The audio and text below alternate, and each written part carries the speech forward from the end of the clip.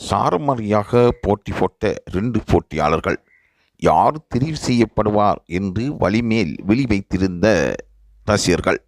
சரிகமப 5இல் நடைபெற்று வந்த 1-on-1 round மிகவும் பிரபல்யமாக பேசப்பட்டது.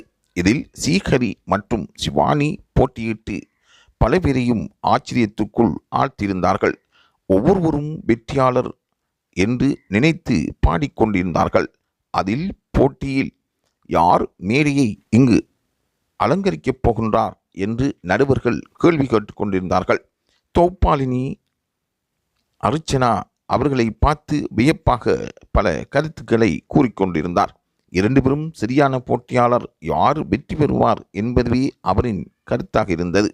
ஒரு மேடையில் ஒருவருக்கொருவர் 2 பேரும் சிறப்பாக பாடி போட்டி போடும் பொழுது அதில் யதார்த்தம் வெளியாகி திறமையானவர் வெளிக்கொணரப்படுவார். தற்பொழுது வெளியாகிய அந்த கருத்து கணிப்பின்படி யார் இறுதி வெற்றியாளர் என்பதை சொல்லிக் கொள்வது மிகவும் கஷ்டமாக இருப்பதாக ரசிகர்கள் கூறுகின்றார்கள்.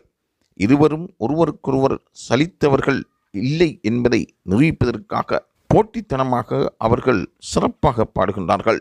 இந்நிலையில் நடுவர்களுக்கு யாரை தெரிவு செய்வது என்பது மிகவும் கடினமாக இருப்பதாக நாம் அவதானிக்கின்றோம்.